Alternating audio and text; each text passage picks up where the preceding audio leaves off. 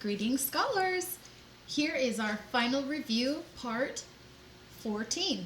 So, here is another equation that we didn't use a whole lot of. So, let me go ahead and write it down for you. Okay, this is Newton's universal law of gravitation. So, we all know about Newton. He's gravity dude. Apple fell, hit him on the head. So now the question is, what is this equation that Newton actually was able to calculate? What he determined is that the force of gravity between two objects, okay, so this is your gravitational force,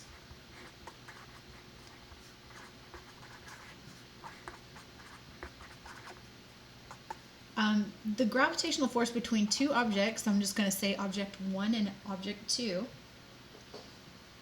And by the way, this can be any object at all. So I'm talking about planets. I'm talking about, which you know mostly. I'm also talking about objects. You can think about a car and another car. Believe it or not, two cars have gravitational force between them. Believe it or not, two small molecules. Molecules have gravitational force between them. The thing is that, believe it or not, we think of gravity as being very strong. It's actually the weakest of the 4.5 fundamental forces. So, in terms of gravitational force, it's really only comes into play when we start talking about super large objects, because other than that, we have all of our other fundamental forces that kind of supersede the importance, not the importance, but the amount of force that is given by gravity. So here you go. You simply take the mass of one times the mass of the other, and you divide by the distance between them. Sometimes we'll call that the radius squared. And then you multiply by this fundamental constant, or this called gravitational constant of the universe. It's a universal gravitational constant. Okay, the universal gravitational constant is 6.67 times 10 to the negative 11. And then, try not to get upset about the units, but they are Newton time meter squared over kilogram squared. When you put those together, you'll see that it easily represents that when you multiply these units times these units, you'll get a Newton, which is actually a force. So let me take this. I'd like to solve a problem with you guys. In fact, let's talk about the mass of cars. How about this? What if I tell you that the gravitational force between two cars is, I don't know, the F. Sometimes you'll see that written F sub G. The gravitational force between these two cars is, I don't know, 42 newtons. And what if I tell you that the mass of one car, all right, is 8,000 kilograms. And then I tell you that the mass of the second car is, I don't know, 300 kilograms. Can you tell me R, which is the distance between the centers of mass of each of those cars?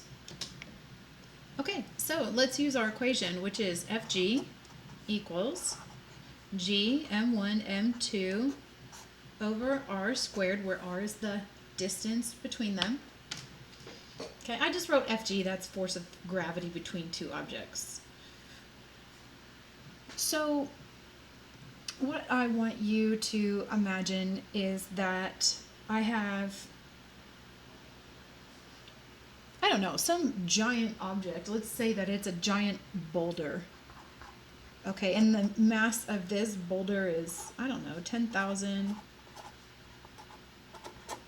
kilograms. So it's a giant boulder. Okay, great. Then let's go ahead and say that I've got another, I don't know, giant boulder in the middle of the desert or something like that. Okay. And this other giant boulder has a mass of, I don't know, 20,000 kilograms. If I tell you that the force between them, sorry, that would be my kids. Okay, so imagine if I told you that the force between them was, I don't know, let's say 0.5 newtons. Can you tell me R, which is the distance between them, the plane R? That technically it's the distance between the two centers of mass of the two boulders, but why don't you do that? Why don't you calculate that for me? You know, my first step that I always like to do is to get your variable by itself. I'll go ahead and do that for you real quick. In order to calculate that R, to manipulate it, you just do that. I mean, multiply by R squared, divide by that, take the square root of everything, and you get this equation. So the video would not be complete if I didn't make you actually calculate something. So let's go, scholars. Grab your calculator. You're going to have to anyway on the exam. So plug in your numbers. What is big G again? G is 6.67 times 10 to the negative 11th. Right? It's a Newton meter squared per kilogram squared. Go ahead. I'd like for you to calculate that, and you can choose the answer now. Okay, I'm hoping when you put everything together, you got that number. I'm actually punching up as I'm talking. And my final answer was 0.16 meters. Wow. The funny part is that's not technically probably feasible or plausible, since the widths of them are probably greater than that combined, but sorry, my kids are going nuts. Okay, that's actually it. That's the end of that video. You simply need to know this equation here. Okay, and what was the name of that equation? I'm going to make you type it in right now. Yay!